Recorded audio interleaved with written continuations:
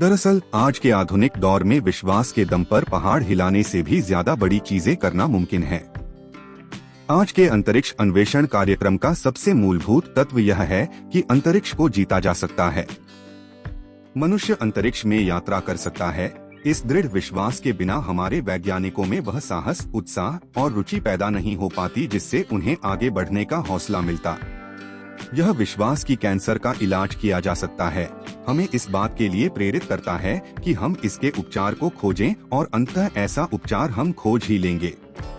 अभी यह चर्चा चल रही है कि इंग्लिश चैनल के नीचे एक टनल बनाई जाए और इंग्लैंड को महाद्वीप से जोड़ दिया जाए। यह टनल बन पाएगी या नहीं, यह इस बात पर निर्भर करता है कि इसे बनाने वाले लोगों के पास ऐसा कर पाने का विश्वास है या नहीं। प्रबल विश्वास ही वह शक्ति है जो महान पुस्तकों, नाटकों, वैज्ञानिक खोजों के पीछे होती है। सफलता में विश्वास ही हर सफल बिजनेस, चर्च और राजनीतिक संगठन के पीछे होता है। सफलता में विश्वास ही वह मूलभूत अनिवार्य तत्व है जो हर सफल आदमी में पाया जाता है। विश्वास कीजिए, सचमुच विश्वास कीजिए कि आप सफल हो सकते हैं और आप हो जाएंगे। बरसों तक मैंने ऐसे कई लोगों से बात की है जो अपने बिजनेस या दूसरे कैरियर में असफल हो गए थे। मैंने असफलता के बहुत से कारण और बहुत से बहाने सुने हैं। असफलता के बारे में हुई इन चर्चाओं में हमें एक महत्वपूर्ण जानकारी मिली। असफल आदमी के मुंह से इस तरह की कोई न कोई बात जरूर सुनने में आई। सच कहूँ तो मुझे लग ही नहीं रहा था कि हम सफल हो पाएंगे, या मैंने काम शुरू किया उसके पहले ही मुझे इसकी सफलता पर शक हो रहा था, या दरअसल जब यह असफल हुआ तो मुझे जरा भी हैरानी नहीं हुई। ओके, मैं कोशिश करके देखता हूँ पर मुझे नहीं लगता कि यह सफल होगा वाले रवैये की वजह से ही आदमी असफल होता है। अविश्वास नकारात्मक शक्ति है। जब मस्तिष्क किसी बात पर अविश्वास करता है या किसी बात पर संदेह करता है तो मस्तिष्क ऐसे कारणों को खोज लेता है जिससे उस अविश्वास को बल मिले। ज्यादातर असफलताओं के लिए जिम्मेदार हैं शंका, अविश्वास, असफल होने की अवचेतन इच्छा, सफल होने की सच्ची इच्छा न होना। शंका कीजिए और असफल हो जाइए। जीत के बारे में सोचिए और सफल हो जाइए। एक युवा कहानीकार अपनी लेखन महत्वाकांक्षाओं को लेकर मुझसे हाल में मिली। चर्चा उसके क्षेत्र के एक महान लेखक के बारे में होने लगी। ओह, उसने कहा, मिस्टर एक्स असाधारण लेखक हैं, परंतु मैं उनके जितनी सफल नहीं हो सकती। उसके रवैये से मुझे बहुत निराशा हुई क्योंकि मैं उस मिस्टर एक्स को जानता हूँ। उनमें न तो असाधारण बुद्धि है, न ही असाधारण प्रेरणा है, न ही वे किसी और बात में सुपर हैं। उनमें केवल एक ही बात असाधारण है और वह है उनका असाधारण आत्मविश्वास। उन्हें दृढ़ विश्वास है कि वे सर्वश्रेष्ठ लेखक हैं और इसीलिए वे सर्वश्रेष्ठ लिखते हैं। लीडर का सम्मान करना अच्छी बात है। उससे सीखें, उसे ध्यान से देखें, उसका अध्ययन करें, परंतु उसकी पूजा न करें। यह यकीन करें कि आप उससे आगे निकल सकते हैं। यह यकीन करें कि आप उससे ऊपर जा सकते हैं। जिन लोगों का रवैया सेकंड क्लास होता है वे सेकंड क्लास काम ही कर पाते हैं। इसे इस तरह से देखें, विश्वास ही वह थर्मोस्टेट है जो हमारी उपलब्धियों को नियमित करता है। उस आदमी का अध्ययन करें जो औसत जिंदगी के जाल में उलझा हुआ है। उसे विश्वास है कि वह अयोग्य है, इसीलिए उसे अयोग्य समझा जाता है। वह मानता है कि वह बड़े काम नहीं कर सकता और इसीलिए वह उन्हें नहीं कर पाता। वह मानता है कि वह महत्वपूर्ण नहीं है, इसलिए जो भी वह करता है वह काम महत्वहीन बन जाता है। समय के साथ साथ आत्मविश्वास का अभाव उसकी बातों, चाल ढाल और कामों में दिखने लगता है।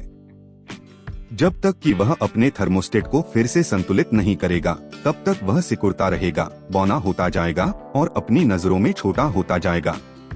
और चूंकि दूसरे हम में वही देखते हैं जो हम अपने आप में देखते हैं, इसलिए वह अपने आसपास के लोगों की नजरों में भी छोटा होता जाएगा।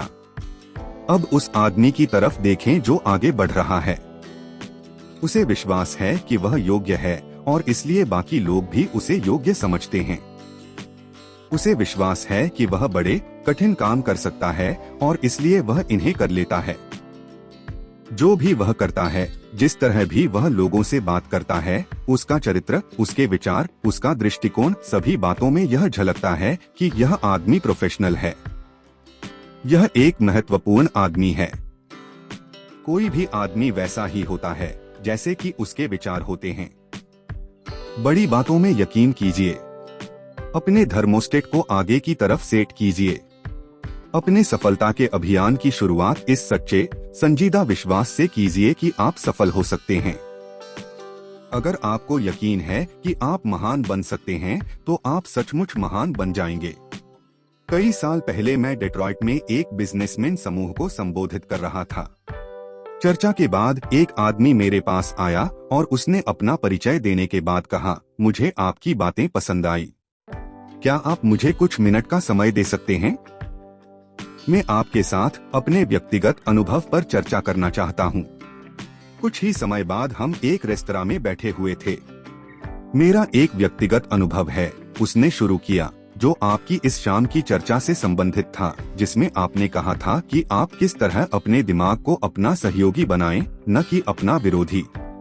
मैंने आज तक यह किसी को नहीं बताया है कि मैंने किस तरह अपने आप को औसत लोगों की दुनिया से ऊपर उठाया है, परंतु मैं आपको यह बताना चाहता हूँ और मैं यह सुनना चाहूँगा। मैंने कहा, आज से 5 साल पहले मैं भी औरों की ही तरह था। मेरी जिंदगी घिसट भर रही थी। मेरी कमाई औसत थी, परंतु यह आदर्श नहीं थी। हमारा घर बहुत छोटा था और हमारे पास अपनी मनचाही चीजों को खरीदने के लिए पैसे नहीं रहते थे। मेरी पत्नी, भगवान उसका भला करे, इस बात की शिकायत नहीं करती थी, परंतु उसके चेहरे पर यह साफ लिखा हुआ था कि उसने भाग्य के सामने हार मान ली है और वह सचमुच खुश नहीं है। अपने अंदर मैं बहुत असंतुष्ट महसूस कर रहा था। जब मैंने देखा कि मैं किस तरह अपनी अच्छी पत्नी और 2 बच्चों को आदर्श जीवन शैली नहीं दे पा रहा हूँ, तो मुझे अंदर से बहुत चोट पहुँची। परंतु आज सब कुछ बदल गया है, मेरे दोस्त ने कहा। आज हम 2 एकड़ के प्लॉट पर बने अपने सुंदर नए घर में रहते हैं, जो यहाँ से 200 मील दूर है। आज हमें इस बात की चिंता नहीं है कि हम अपने बच्चों को अच्छे कॉलेज में भेज पाएंगे या नहीं। आज मेरी पत्नी जब नए कपड़े खरीदती है तो उसे यह नहीं लगता जैसे उसने कोई गुनाह कर दिया है। अगली गर्मियों में हम लोग 1 महीने की छुट्टियां मनाने यूरोप जा रहे हैं। हम सचमुच जिंदगी का आनंद ले रहे हैं। ऐसा कैसे हुआ? मैंने पूछा।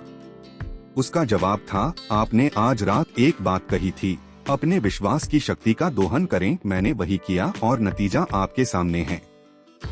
5 साल पहले मैंने डेट्रॉइट की एक टूल एंड डाई कंपनी के बारे में सुना। हम उस वक्त क्लीवलैंड में रह रहे थे। मैंने फैसला किया कि कोशिश करने में हर्ज ही क्या है, शायद यहाँ थोड़ी ज्यादा तनख्वाह मिल जाए।